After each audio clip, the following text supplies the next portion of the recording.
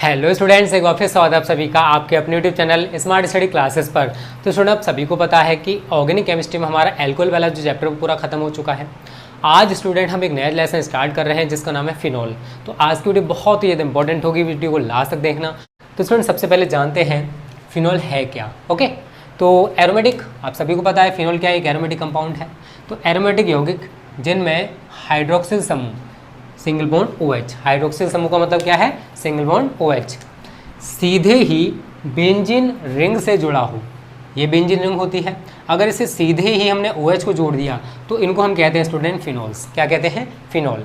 अब देखो आप सभी को दिखाई दे रहा है ये बेंजीन रिंग है, इसके ऊपर हमने OH लगा दिया तो क्या बन गया, फिनॉल। अब देखो यहाँ पर क्या स्टूडेंट, यहाँ पर OH लगा हुआ है, यहाँ पर CH लगा हुआ है, तो इसका नाम क्या है, या तो आप इसको आर्थोक्रिसॉल कह सकते हो। अब यहाँ पर एक चीज़ और याद रखना स्टूडेंट, ये 3 कंडीशंस बनती हैं। अगर पहले से कोई क्रियात्मक समूह है यहाँ पर, तो यहाँ पर 3 कंडीशन बनेंगी। अगर यहाँ पर कुछ जुड़ा हुआ है तो उसको आर्थो बोलते हैं, यहाँ पर जुड़ा हुआ है तो मेटा बोलते हैं, और यहाँ पर जुड़ा हुआ है तो पैरा कंडीशन। ये 3 कंडीशंस आप याद रख लो। जितने भी एरोमेटिक कंपाउंड्स होते हैं सभी इन 3 कंडीशंस को फॉलो करते हैं। अगर पहले से ही कोई क्रियात्मक समूह है तो दूसरा जो क्रियात्मक समूह आएगा ना, वो इसके ऊपर डिपेंड करेगा कि वो आर्थो पर आएगा, मेटा पर आएगा या फिर पैरा पर। ये क्या है, आर्थो, फिर मेटा, उसके बाद पैरा कंडीशन है। ठीक है, मैंने यहाँ पर जो लिखा भी है, O का मतलब होता है आर्थो, M का मतलब होता है मेटा और P का मतलब है पैरा। अब देखो इस पूरे को अगर हम बोलेंगे तो स्टूडेंट आर्थोक्रिसॉल बोलेंगे। अगर आप वैसे बोलना चाहते हो तो देखो OH को हाइड्रोक्सी बोलते हैं, तो आर्थो हाइड्रोक्सी। अगर मैं इसको हटा दूं तो किसका स्ट्रक्चर रह जाएगा स्टूडेंट, टॉल्विन का। ठीक है, किसका रह जाएगा, टॉल्विन का।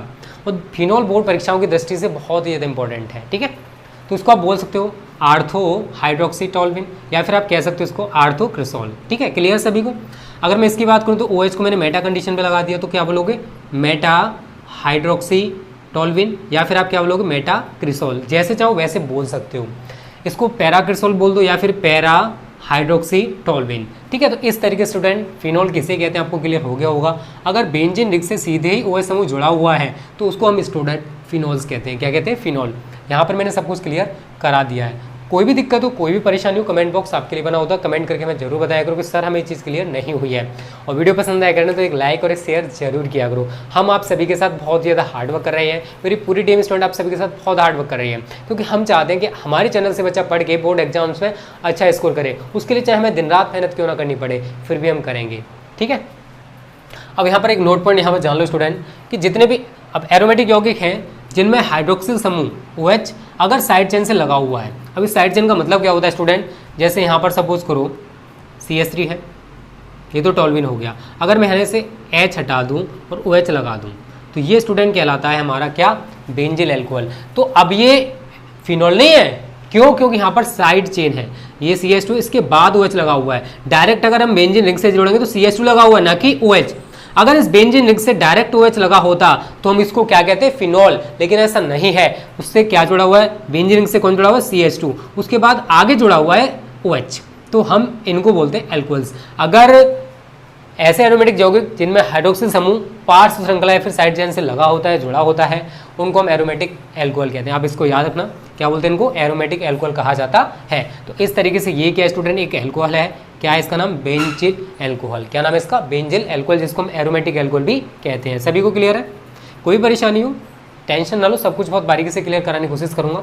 उसके बाद देखो सेकंड पॉइंट है फिनॉल की स्टूडेंट। अगर हम प्रकृति की बात करें तो ये अम्लीय प्रकृति का होता है। किसका होता है, अम्लीय प्रकृति का, एसिडिक नेचर होता है। इसी वजह से इसको कार्बोलिक अम्ल भी कहा जाता है। क्या कहा जाता है, कार्बोलिक अम्ल। क्लियर सभी को। सबसे पहले मैंने बात की फिनॉल किसे कहते हैं, तो एरोमेटिक यौगिक जिनमें हाइड्रोक्सिल समूह जो OH होता है सीधे ही अगर बेंजीन रिंग से जुड़ा हुआ है तो उनको हम फिनॉल्स कहते हैं। ये फिनॉल के एग्जाम्पल मान लो, या फिर फिनॉल तुम्हारा ये है। एक और कंडीशन ये बन सकती है अगर CH3 अवेलेबल है, तो अगर डायरेक्ट बेंजीन रिंग से हमारा OH जुड़ा हुआ है तो उसको हम फिनॉल्स कहते हैं। ठीक है, यहाँ पर मैंने फर्स्ट पॉइंट लिखा है कि एरोमेटिक यौगिक जिनमें हाइड्रोक्सिल समूह अगर साइड चेन से लगा होता है तो उनको एरोमेटिक एल्कोहल कहा जाता है, ना कि फिनॉल। क्लियर सभी को। अब देखो एसिडिक प्रकृति, एसिडिक नेचर के कारण इसको कार्बोलिक अम्ल भी कहते हैं, कार्बोलिक अम्ल भी कहा जाता है फिनॉल को। सभी को क्लियर हो गया होगा। उसके बाद बात आती है बनाने की विधियां। तो पहला पॉइंट है प्रयोगशाला विधि। इसको प्रयोगशाला में किस तरीके से बनाया जाता है, तो अगर मैं प्रयोगशाला में फिनॉल बनाना है तो उसके लिए बेंजीन डाइएज़ोनियम क्लोराइड के जलीय विलयन का हम भाप आसवन कराते हैं। भाप आसवन का मतलब जानते हो, हम बेंजीन डाइएज़ोनियम क्लोराइड को जल के साथ गर्म करेंगे, उसकी जो वाष्प बनेगा उसको भाप में प्रवाहित करते हैं।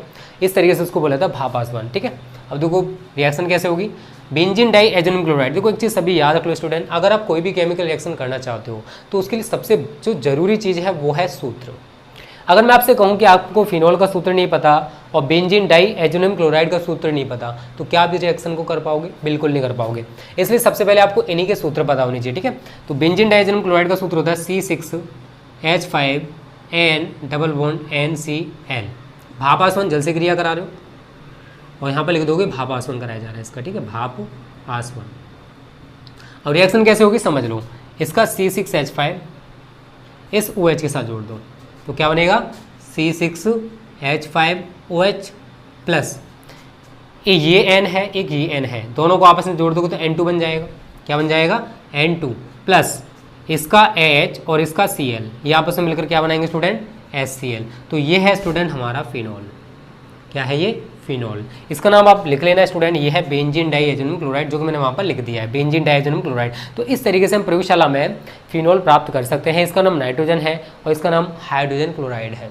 तो इस तरीके से इस रिएक्शन को दिखा सकते हो।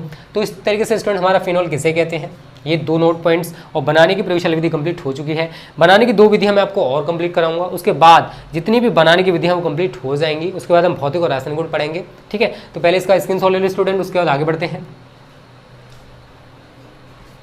ठीक है। इसको मिटा देते हैं अब देखो 2 पॉइंट्स और हैं बनाने के, वो मैं आपको करा देता हूँ स्टूडेंट कैसे कैसे बनाते हैं, ठीक है। फिनॉल से इंपॉर्टेंट कई रिएक्शंस हैं जो कि पूछी जाती हैं। एक ये भी पूछा था कैसे प्राप्त करोगे फिनॉल से पिक्रिक अम्ल, एक ये भी पूछा था रायमर्टिमन अभिक्रिया, ठीक है। ये बहुत इंपॉर्टेंट रिएक्शंस हैं जो कि बोर्ड परीक्षा में पूछी जाती हैं। एक कोलबे-स्मिथ अभिक्रिया, वो भी मैं आपको कराऊंगा, वो भी पूछी जाती है इस चैप्टर से। सारी चीज़ें जितनी भी इंपॉर्टेंट है वो सारी कराई जाएंगी, टेंशन ना लो, ठीक है। आज हम भौतिक गुण तक कंप्लीट करेंगे। अगली जो वीडियो आएगी स्टूडेंट उसमें मैं आपको केवल और केवल केमिकल प्रॉपर्टीज़ कराऊंगा फिनॉल्स की, ठीक है। अब देखो सेकंड पॉइंट क्या है, हम इसको बनाएंगे क्लोरोबेंजीन से। किसको बनाएंगे, फिनॉल को। 2 मेथड्स हैं और बनाने के। अब जो कैसे बनेगा स्टूडेंट वो जान लो।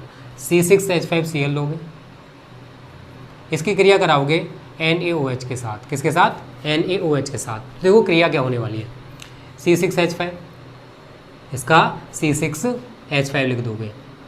रिएक्शन को बारीकी से समझो, जितनी इनकी प्रैक्टिस करोगे उतनी ही ज़्यादा समझ में आएंगे। तो ज़्यादा से ज़्यादा प्रैक्टिस करने की कोशिश करो अगर आप बोर्ड परीक्षा में अच्छा स्कोर करना चाहते हो तो, ठीक है। C6H5 यहाँ से एक O ले लो और Na लगा दो, 2 Na है, 1 लगा दोगे तो C6H5ONa बन जाएगा। प्लस उसके बाद देखो क्या क्या रह गया, एक Na बचा हुआ है अभी, ये वाला Cl बचा हुआ है, तो मैं क्या लिख सकता हूँ NaCl। क्या लिख सकता हूँ इसको NaCl, क्योंकि एक Na बचा हुआ है, एक Cl बचा हुआ है। उसके बाद देखो एक ऑक्सीजन तो हम यहाँ पर लगा चुके हैं, लेकिन एक ऑक्सीजन और 2 हाइड्रोजन बचे हुए हैं, तो उसको हम क्या लिख सकते हैं H2O। क्या लिख सकते हैं H2O। तो ये स्टूडेंट सोडियम फिनॉक्साइड, क्या है ये, सोडियम फिनॉक्साइड। और ये है स्टूडेंट हमारा क्लोरोबेंजीन। ये 2 पदों में रिएक्शन होने वाली है। अब जो वहाँ पर बना है C6H5ONa बना हुआ है, इसकी हम कराते हैं H2SO4 से क्रिया। किससे क्रिया, H2SO4 से। क्रिया कैसे होने वाली है वो आप सही तरह समझ लोगे तो आपको ऑटोमेटिक तैयार हो जाएगी। तो यहाँ पर स्टूडेंट सबसे पहले आप 2 लगा लोगे। क्या लगा लोगे, 2। रिएक्शन में कुछ नहीं स्टूडेंट, बहुत ईजी रिएक्शन है, आराम से हो जाएगी। समझना कैसे होने वाली है। 2C6H5 है, 2C6H5O है, यहाँ पर 2 H हैं, तो मैं क्या लिख सकता हूँ 2C6H5O। ये लिख दिया।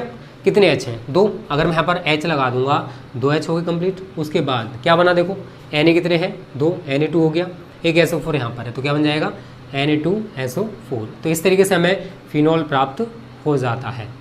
और ये स्टूडेंट सोडियम सल्फेट। इन सूत्रों को एक जगह लिख लेना कॉपी पे, क्योंकि आगे जाके यही काम आने वाले हैं। और ये स्टूडेंट हमारा सोडियम फिनॉक्साइड, ये है हमारा सल्फ्यूरिक अम्ल। इस तरीके से हम इसको बना सकते हैं, ठीक है, किसको, फिनॉल को। थर्ड पॉइंट है student benzene sulphonate, sodium benzene sulphonate से, सोडियम बेंजीन सल्फोनेट से। देखो स्टूडेंट तबीयत इतना अच्छा नहीं है, थोड़ा सा फ्री में आपको कोशिश कर रहा हूँ कि थोड़ा बहुत करा सकूँ, क्योंकि मैं नहीं चाहता कि आपको मेरी वजह से कोई दिक्कत हो। क्योंकि मैं चाहता हूँ मेरे चैनल से बच्चा पढ़ के 90+ स्कोर करे या फिर अच्छे मार्क्स लेके आए। पॉसिबल है, सारी चीज़ें आपको कराई जा रही हैं, रेगुलर बेसिस पर कराई जा रही है। आप कैसे 90+ स्कोर नहीं कर सकते हो। देखो फिनॉल की एक चीज़ और बता दी, इसका सूत्र होता है, ये इसके संरचना सूत्र होता है। ऐसे बना लो या फिर ऐसे बना लो, ठीक है, जैसे चाहो वैसे बना सकते हो फिनॉल को। क्लियर सभी को? अब देखो सोडियम बेंजीन सल्फोनेट से कैसे बनाओगे, सबसे पहले इसका सूत्र लिख लो, C6H5SO3Na। ये हमारा सोडियम बेंजीन सल्फोनेट का सूत्र है। सभी को क्लियर है स्टूडेंट? अब देखो इससे आप कैसे बनाओगे वो मैं आपको बताने वाला हूँ कि कैसे इससे बना सकते हो। ठीक है, वीडियो को पूरा देखना, सही तरह समझना। इसकी क्रिया कैसे कराओगे, सबसे पहले NaOH के साथ, जो हमने ऊपर रिएक्शन कराई वैसी होने वाली है। अब देखो क्या बनेगा यहाँ पर स्टूडेंट, समझना। C6H5, यहाँ से एक O और एक Na ले लो, जैसे मैंने ऊपर किया था। तो C6H5ONa, ज़्यादातर ये जो रिएक्शन है ना ऊपर वाली की तरह है। C6H5, एक O यहाँ से ले लिया, एक Na ले लिया, उसके बाद Na जरा देखना, एक Na यहाँ पर है, अभी एक Na यहाँ बचा हुआ है, तो Na2 हो जाएगा। क्या हो जाएगा? Na2। और ये जो SO3 है ना, इसको इसके साथ जोड़ दो, Na2SO3 हो गया।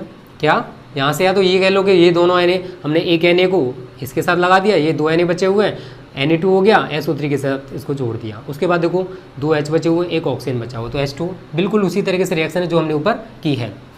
उसके बाद वही करना है स्टूडेंट, C6H5ONa, इसके 2 अणु लोगे, प्लस H2SO4 के साथ इसकी क्रिया कराओगे, तो वही रिएक्शन होने वाली जो मैंने ऊपर लिखी है। तो 2C6H5OH प्लस Na2SO4। इस तरीके से स्टूडेंट जो ऊपर रिएक्शन हुई है ज़्यादातर उसी की तरह है, ये इसमें कोई भी चेंजेस नहीं करोगे। तो इसका नाम हमारा सोडियम फिनॉक्साइड है, सोडियम फिनॉक्साइड। और ये स्टूडेंट हमारा फिनॉल, क्या है ये? फिनॉल। नाम लिखना चाहते हो तो इसका सोडियम सल्फाइड होता है, सोडियम सल्फाइड। H2 का तो शायद सभी को पता होगा, जल होता है। ठीक है, Na2SO4 का सोडियम सल्फेट होता है। इस तरीके से स्टूडेंट ये 2 मेथड्स और हैं फिनॉल को बनाने के, इनका स्क्रीनशॉट ले लो। उसके बाद आगे बढ़ते हैं स्टूडेंट।